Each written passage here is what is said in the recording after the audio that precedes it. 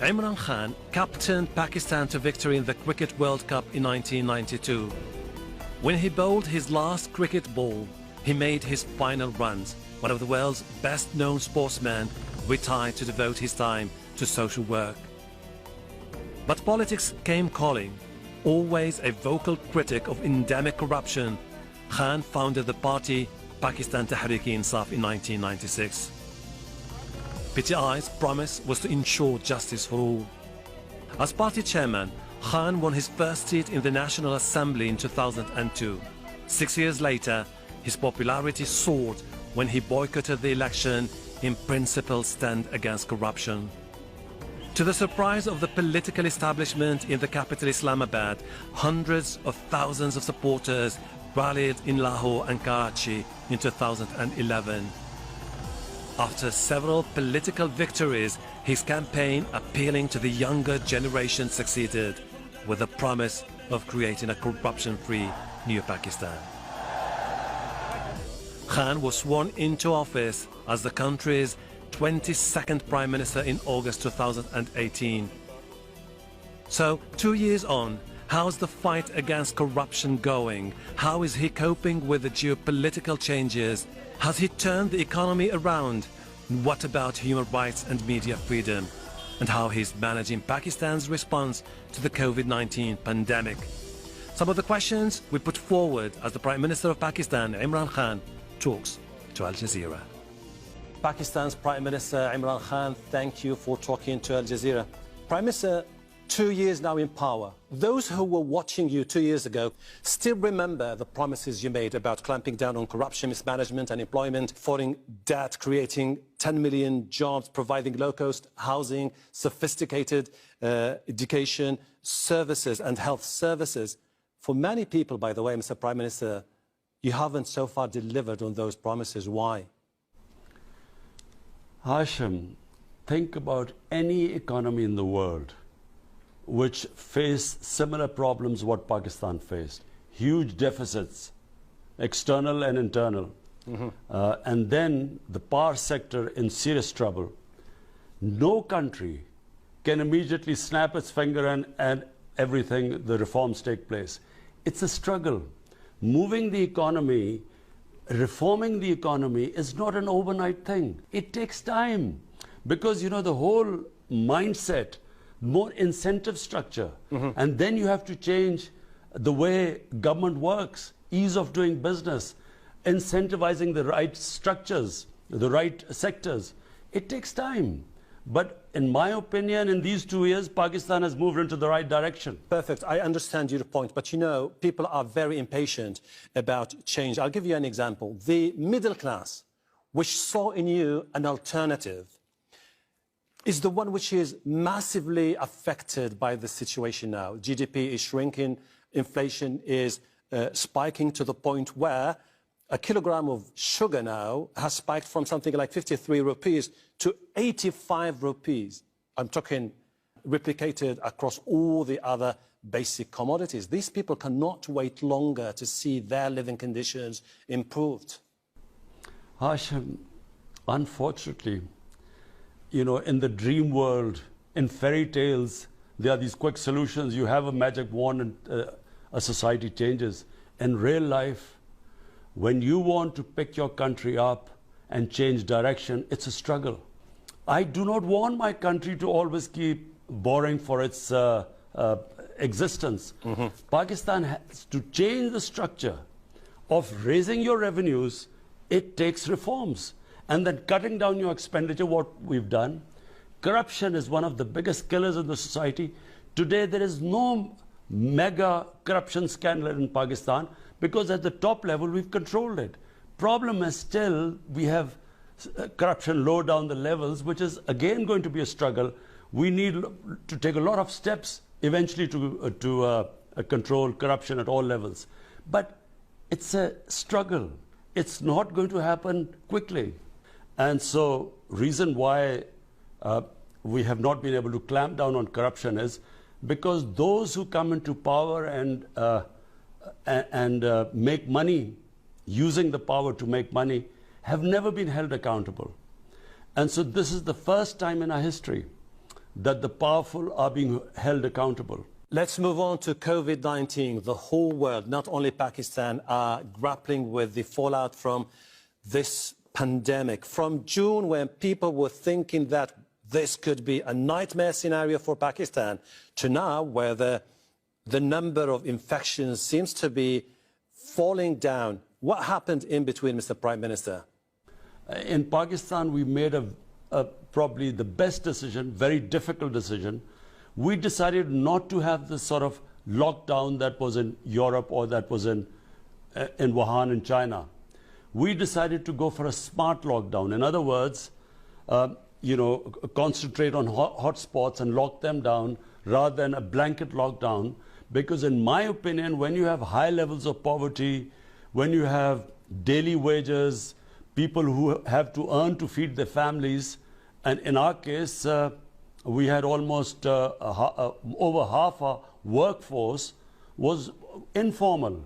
I see your point. So if we put a lockdown on these people, there was more chance of people starving to death. We're still talking about domestic issues here, Mr. Prime Minister. I would like to talk about the freedom of speech, which is under attack in your country. I still remember when you said repeatedly in the past, there is absolutely no way that media freedom or freedom of speech would be curtailed under my watch. It's now being curtailed under your watch, Mr. Prime Minister.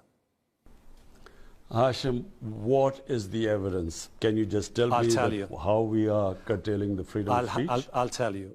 International human rights organizations, as well as local organizations, are talking about a trend where journalists, activists, critics have been intimidated, silenced, kidnapped, to the point where they are saying that Pakistan has one of the worst records in the world for enforced disappearances. In my 2 years in power, tell me how many journalists have been kidnapped in Pakistan? People are talking about cases of people intimidated. Hashim, let me answer this. Let me answer. If all I want any independent institution to just in these 2 years in Pakistan do an assessment of freedom of speech as in the papers or as on media, I can tell you that in my country's history, no government has taken such criticism. Criticism I don't mind, but blatant propaganda against a government like it has happened against us. So do you think these accusations are politically motivated? Hashim, let me explain. I spent, almost 20 years of my life in England. I know what freedom of speech is. In England, some of the things that have come up in the media against me and my government ministers, had that happened in England, we would have claimed millions of dollars of damages. Unfortunately, it's us, the government and the ministers, who feel unprotected. It's not the media. There is not one instance. Maybe some journalist claimed, we don't even know what the reason was. He was picked up for a few hours. In these 2 years, it's unheard of. What do they call intimidation? I mean, if someone publishes a fake news against the Prime Minister and the Prime Minister then takes him to the court, is that intimidation? It happens anywhere in the world.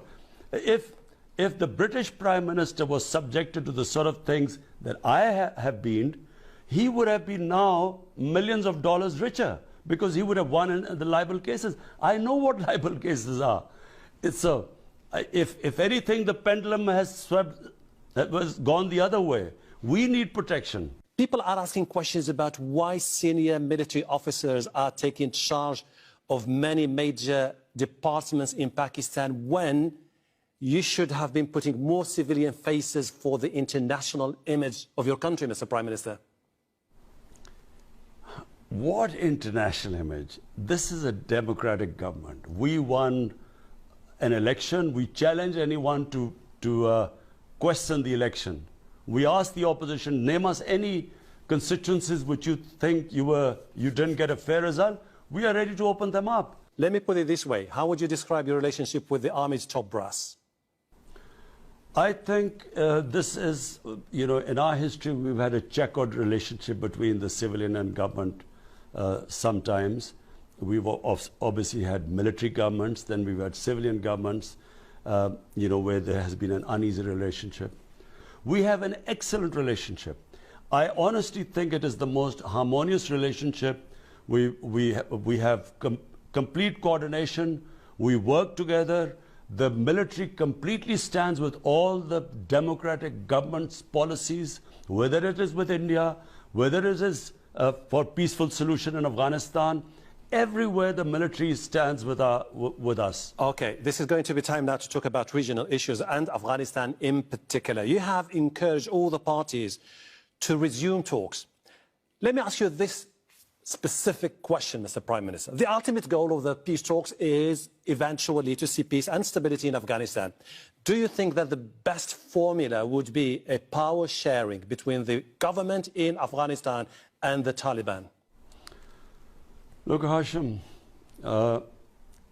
this 19 years of war in Afghanistan has created such divisions in the society.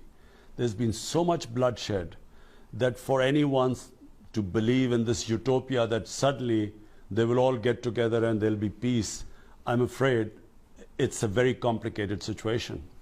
But given the complicated situation, and by the way, I was the one who kept saying that there was never going to be a military solution, that there should be a political solution. Had they listened to me earlier, we probably would have had less complications. The longer this war went, the more the rivalries, the hatred, the divisions, and the more difficult it is to actually sit down together with all the antagonists.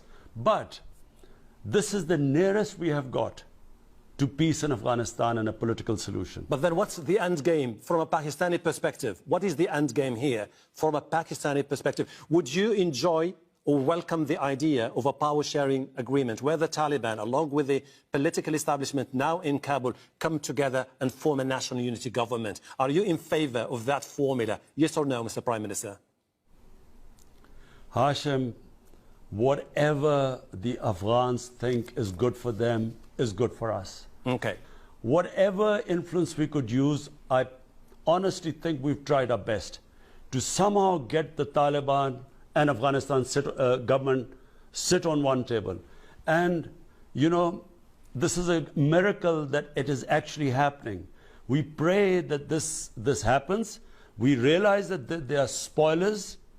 I'm afraid there's certainly one country, India, which does not want it to happen. And this is exactly what I wanted to ask you. You have been always skeptical. I'm talking about of a Pakistani established political elite. They have always been skeptical of the post-Taliban governments based in Kabul. Is it because you feel like they are leaning more towards India? Or that India could take advantage of the situation to create new political realignment?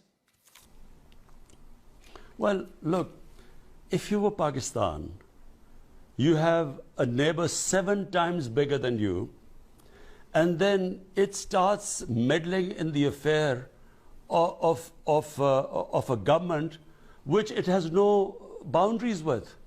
India has no boundary with Afghanistan, but Pakistan has a huge boundary with Afghanistan, and all our relationship with Afghanistan, even before Pakistan came into being, are centuries old. Now, when India starts interfering there, unfortunately, our security forces, our security apparatus gets worried. It's natural. It would happen to any other country. But we have decided, we in Pakistan have decided, we don't care what India does there, but whatever is good for Afghanistan is good for us. We feel that peace in Afghanistan, after Afghanistan, the other country which has a stake in peace in Afghanistan is Pakistan. Because instability there creates instability on the border regions, what was our former tribal areas, and that affects the whole of our country. You've been saying basically that you are always open to dialogue with the Indians to end the issues that you've been having with it for many, many decades, particularly the issue of Jammu and Kashmir. Now, it's been now a year since the Indians decided to revoke the special designation of the region, effectively annexing Jammu and Kashmir.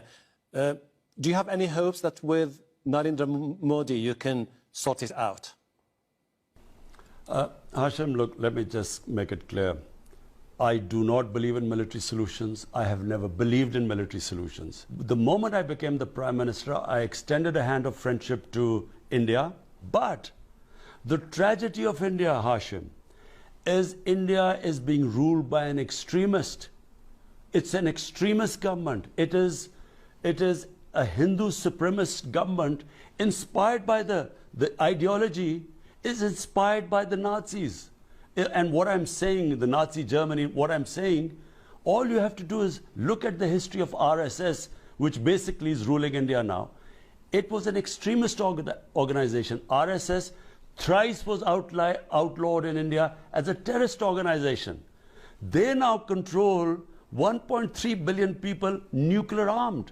That's the tragedy what's happened in India. I know India better than most Pakistanis.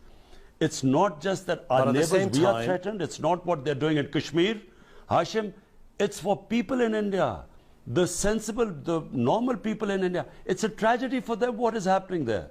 But don't you see that Pakistan itself should understand that they cannot continue as a country to see themselves as the victim forever? And just I'll give you a hint here. You've been trying to rally international support. The United Nations Security Council met 3 times about Kashmir. Absolutely no strong sign of solidarity with your country. All symbolic gestures. Don't you feel like you've been abandoned by Western allies? Hashim, number one, Kashmir is a disputed territory between Pakistan and India since 70 years. Now, this disputed territory on 5th August last year was taken over by India by brute force. 8 million people in Kashmir in an open prison and 800,000 Indian troops in the valley who are now oppressing them. Now, we have knocked all doors and we will keep doing so. We went to I spoke in the United Nations Security Council. I've spoken to the heads of states. This is an extreme injustice, not just for people of Kashmir. If this escalates and if this breaks up into a conflict between Pakistan and India, this has implications for the rest of the world. That's why it's serious. But why the world is not saying anything right now? This is the problem. Because, Hashim, listen, Hashim, let me make it clear. No, Hashim, let me make it clear. Sure. The reason why the world or certain parts of the world are not responding, because unfortunately, countries worry about their commercial interest. They look upon India as a huge market. And so they are willing to ignore this huge travesty of justice that is taking place there. It doesn't mean that we will sit down quietly and accept this. We will keep trying. I understand your anger and understand your frustration. Is it the reason why your foreign minister delivered an unprecedented sharp rebuke of the Organization of the Islamic Countries about Kashmir in particular, to the point where the Saudis were really, really angry about what your foreign minister said? Hashim, first of all, it's not frustration. I believe that countries struggle. Yes, we wanted OIC to take a more front role in this whole thing. Yes, we did. But let me make it clear. Saudi Arabia will always be a friend of Pakistan. But yes, we want OIC to take a bigger role in this whole thing. You've been definitely following the news recently, and you've seen the declaration of normalization of ties between the United Arab Emirates and Israel, which the Americans said is a breakthrough in the region, and they're looking forward to see many Arab and Muslim nations follow through. What's your take as Prime Minister of Pakistan?